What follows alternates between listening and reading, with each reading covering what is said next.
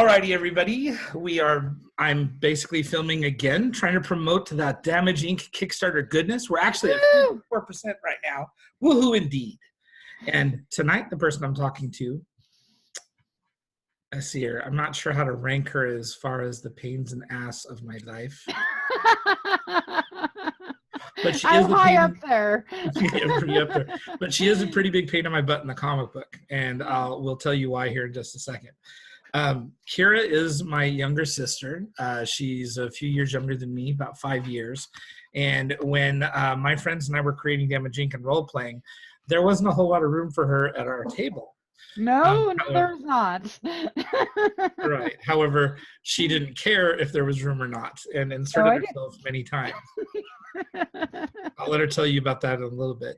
And later on, when it came time when I started working on the Damage Inc. comic book, she asked me, she's like, you know what, I'm never in there. I never get to be a part of this. And she asked me to give her a role. So I gave her a role.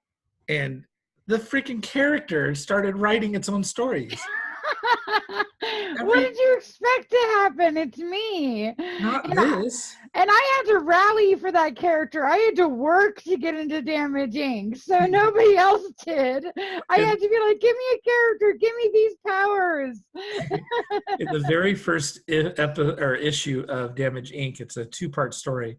And in the first part of the story, Damage is trying to beat up a necromancer that summoned the tectonic entity that's kicking everybody's butt, and they're getting their butts handed to him. Kira's character, Sarah, shows up and basically saves everybody by turning a very non-offensive power into an offensive power. The character has empathy. A lot of empathy. A lot of empathy, but I can drain emotions too. So it's special empathy. Yep, you drain emotions means you drain motivation. Exactly. And, when you take that into a spiritual being, you pretty much decimate them into nothingness. That's right, baby. Exactly. So ever since I wrote that story, Kira has been involving herself in a lot of different things. As much as she can. It's a lot of fun. We kind of do some banter back and forth. And we're also co-hosts for the Chaotic Good podcast. We are. Have a lot of fun with. I'm the main host, but you are my co-host. Kendra and I are color commentary. Yes, you are color commentary. In which that's also not how it was supposed to start, but what it turned into. No, Chaotic Good was your idea. It just turned into my show. That's okay. The fact that we have fun and we get to do it together is important. It is. When we were kids, we didn't get to do a lot together because basically it was just you chasing me and Stevie around all the time. Play with me. Play with me, even though I'm a little psychotic 2-year-old. I was delight as a child, and I don't know what you're talking about. Nope. I know. I know. All right. So, Kira, I know Damage actually does mean a lot to you for a couple different reasons. And your reason is probably a little bit more emotional in different ways than a lot of other people's, because you really didn't get to hang out or roll with Damage until a pretty dramatic moment in both of our lives, which is where I came back from level 4 cancer. Yeah. And when I got sick, you decided that you were going to involve yourself in my day-to-day ongoings in the hospital, even though you were like 8 states away. I did. I called you every day, basically. I remember our first phone call when you said, my body is literally riddled with cancer. And I said, if you weren't going to be such a baby about it. And I just, it was a really hard thing to go through, but I'm glad that we went through it, because as brother and sister, it brought us a lot closer. And I think that that's what's made me part of Damage Inc. and what's really brought me into that circle.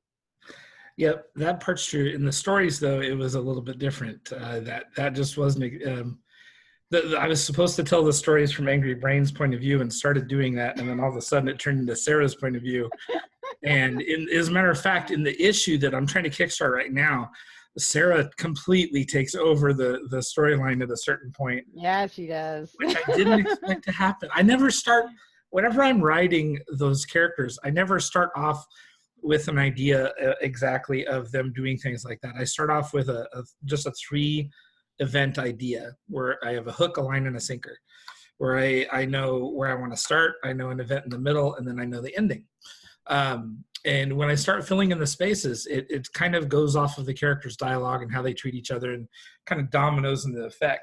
And Sarah's attitude always manages to insert herself in any story she's in. As a matter of fact, it's gotten so bad that other writers who are writing damage issues are finding reasons to leave Sarah out on purpose, because if they try to leave Sarah in it, they lose control of the storyline. I love that. Yeah. I am the queen of chaos. That is why that happens. I think it is a big part of it. Like Keith, there's actually a crossover event coming up in Scattered Comics where Damage Inc. is rolling down into Mexico. And at the beginning of the story, Damage is in a Volkswagen van, and they're all talking about why Sarah isn't there. And they start telling stories about how our family should not be in Mexico and how bad things happen. Oh, yeah, and I got banned from Mexico, didn't I? You got... they don't say exactly why. They don't mention that you got banned. They kind of allude to it, and then they talk about how Happy got chased out of Mexico by chupacabras. No, how Pitbull Jim got chased by chupacabras, and about how they found Happy naked in a Mexican blanket walking across the land bridge. Yeah, that's accurate. That's accurate. I'm pretty sure that actually happened. It did. I totally stole that story from Stevie's our real life brother. So in this Kickstarter, your character is definitely a big part of the storyline, and there's like things that are alluded to that pop up that are just not something that I intended. But the character, we're at a punk rock club, and yes, Sarah wasn't even supposed to be a part of this story. I know, but I was like, please put me in it. I want fun, Sarah. She was always so sad before. I was like, I want fun, Sarah. Exactly. And then I got permission to use the bloodstrings after talking with them on the Without Your Head podcast. And when I got permission to do them, I was like, oh, I can't go to a punk rock concert without taking Sarah along. And in the story, the only intention was to bring her there so she could see the bloodstrings. That was all they were doing. And then that is not how it went. So let me ask you this. Being involved in these storylines and being able to do, like, you do poetry for the Damage books. I illustrate your poetry books. Yep. Like that. What's your favorite part about it? I love working with you. You bring imagination to life in ways that I would never expect. Like, I can give you just like the barest minimum of idea, and you will turn it into something like absolutely amazing. Like, I wrote a book called Thieves of Fate, and he did one of my favorite characters, Phonos, and he did such an amazing job. My breath was like taken away, and it was like a way better description than I gave him. James he's just so good at taking imagination to the next level. That's my favorite part of working with you. You just let your imagination run wild, and you come up with stuff that I didn't even think of, because I don't think visually at all. I think in words. So I say like 5 words, and you're like, oh, let me draw this real quick. And it's amazing.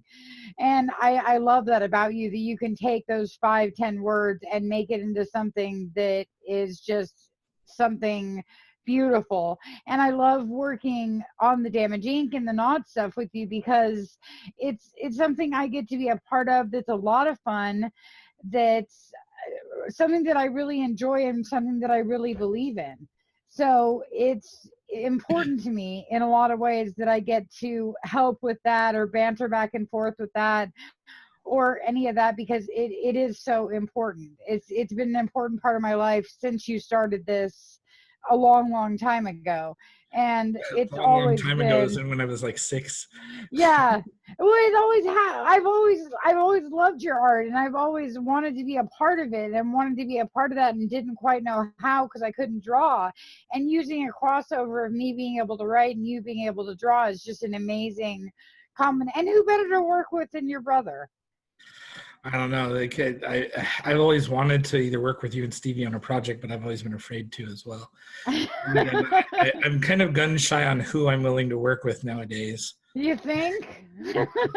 Just a little bit. Just a little bit after having a couple of bad experiences. But for this, you know what? That's a really heartfelt answer, and I appreciate everything you said. I actually expect you just to say when Sarah gets to go, woo! And that is the best part, when Sarah gets to go woo, and Sarah gets to, I love fun Sarah, I love goofy Sarah, I love emotional Sarah. Like, all aspects of Sarah are good to me. Like, you've never drawn her in a way where I was like, that sucks, I hate it. Like, I love to see Sarah be Sarah, and you get my like facial reactions and stuff down so well. Like, it's awesome to see yourself become a character. I like drawing facial. I hate non-expressive illustration. There's some artists that are amazing, but all their faces have the same exact expression on them. And it drives me batty. I really like to express what everybody's doing, but I like to push it out there. When people are mad, they're not just mad, they're furious. They're furious. It's Invader Zim. I will kill you. Yeah, Invader Zim's a good example. Juan Vasquez is one of my goddamn heroes. So I know, I love him to death. He's the best thing in the world. Yeah, and I love those. I love that. I mean, I just watched Invader Zim with my kids for the first time, and they were so. It's now their favorite thing on Netflix. Soon I will introduce them to Johnny. I want to watch Florpus. I want to watch Florpus. James is very, very set on the fact that he thinks Jur is his soulmate. Gur is his soulmate. Gur is totally his soulmate. Gur is my soulmate too, so I feel that. Yeah, I'm gonna roll around on the floor for a bit. He has a little Gur monologue about becoming the world's giantest pizza memorized, and he keeps acting it out. I love that so much. He is my favorite. So one of the things about Damage Inc. that Sarah's kind of related to this. When I started Damage Inc., I'm a child of the 90s. And in the 90s, all the stories were about big guns, big boobs, big explosions. That's it. Yeah, pretty much. Big powers, right? So when I started doing Damage Inc. and role-playing it, that was the point. We were doing big fights and everything was over the top and whatnot. And when I started making Damage, that's what it was supposed to be. I thought everybody was going to be, oh, this guy has such cool powers. Oh, I love how they fight this thing. I love these big. No one cares about any of that. No, they care about. I told you your dialogue is way better than your. I mean, your action scenes are great and they're fun and all, but the dialogue is better. The dialogue between the characters and the emotions between the characters is better. Yeah, but I didn't expect that. And most of the time when I get feedback, it's always from somebody who talks about how they could not stop laughing, or they peed their pants, or oh my God, these two people are just like me and my best friend, or somebody goes, I either know somebody just like Gage, or I am like Gage. Oh, I am like Gage. Oh my God, don't tell that guy anything. No. He was a super nice guy. One guy came up, and he and his friends each bought the entire set. And when I was talking to him, the reason why they were so excited, it was that guy's birthday, and his name was Gage. Oh my God, that's actually really cute. He was so excited. And he was a big dude, all muscly, and he still reads my emails and stuff. And it made me excited. It's like he really identified with it. He's like, yes, yes. And he was so excited to be a part of it. And it was a fun. Every time I go back out to ChicoCon, I see them, so it's pretty cool. So that's right fun. Now we have let's see here, where we have 7 days left. Only 7 days left. Only 7 days left, and we have 54% complete. And we got about $900 to go to be able to back that Kickstarter, people. Back it. It's worth it. Trust me. Get all the Sarah you want. There's plenty of Sarah to go around, and even one of the rewards is even I'm going to be making custom pop figures. And one of the ones I did, I gave people a choice to either get a Gage pop or a Sarah pop. My Sarah pop. Yes, yours. You declared that the second that I announced that was one of the rewards. Your Sarah pop is mine. It's mine. Because I have that much ego that I need a Sarah pop of myself. That much ego, nice. Yeah. But Sarah earned her stripes in the books. She started off not even a part of Damage, and she was just helping them. And in she wasn't even in the second book. And in the third book, she showed up and she had her patches on and she proved herself. And there's even a huge smack talking scene where one of the characters from the Shadowhunters is trying to jump Sarah, and Sarah pretty much smacks her around and gets away from her and talks a bunch of smack back. And it was one of my favorite moments so far in writing Damage. There's been a couple. There was one where there was a few pinups that I was emotional about, but when writing the stories, there were different scenes that meant a lot to me. There was one where Gage and Target and Brain are yelling at each other in the third one, where they basically explained that Brain is the conscience of the group and whatnot. Mm-hmm. That meant a lot to me. But it also meant a lot to me in this weird way where, and I didn't really think about it when I was writing it, I just wrote it and then it just overwhelmed me afterwards, where Sarah's basically confronting one of the Shadowhunters, and one of the Shadowhunters is like trying to dismiss what she's saying and trying to ignore what she's saying. And Sarah's talking about her father, Pitbull Jim. Yeah, that scene got me really emotional too. Yeah, really emotional. It was kind of built to make both of us cry, I think, at least. You build so much stuff to make me cry. You're a pain in my ass too. You're like, hey, you want to cry at 4 a.m? Here you go, Kira. That's not my fault. The stories just come out that way. And they only make you and I cry. Everybody else just goes, yeah, and like laughs and then moves on. But that part of the point, I had a lot of fun writing. And then in this latest issue, Sarah gets so involved in everything that's going on. And I just surprised myself with how much I was enjoying her writing. And she evolved her character on her own, about how she basically can fight when she needs to fight, not fight when she needs to fight, try to find peace. And there's just a lot of fun inside of it. And I really enjoyed writing it a lot. I love that you have made Sarah such a multi-dimensional character, and I really appreciate that, especially as a girl. She's very multi-dimensional. Yeah, she's multi-dimensional. I know, she evolved quick. Yeah. In the first story, in the first story, she was only supposed to be there to be like a bloodhound. And then the very last thing she says at the end of the book is like the most emotional part, which is I know. ends up in front of that massive creature and drains it completely, just saying, "Nobody hits my brothers," and like, and then collapses. So sweet. Yeah, and I was like, "Oh, I didn't mean to do that. Wow, that was pretty cool." Sarah controls all. Yeah, she always does stuff like that, but I'm proud of it. I'm really proud of that work. So the website to lead everybody over to the Kickstarter is www.kickstarter.angrybrainartworks.com. That'll lead you straight on over to it. Once again, we got 7 days and 46% to go, and there's a ton of cool stuff. There's all kinds of cool stuff, guys. So much cool stuff. You know how many PDFs I'm giving away if you back even at the PDF level? Like all of them? There's 12 PDFs. That is a lot. And not only that, I got permission from Dawn. I can do it whatever I want with Vampire: The Lost Road too. Oh, nice. So I'm thinking about making that one of the milestones to release some horror books in there.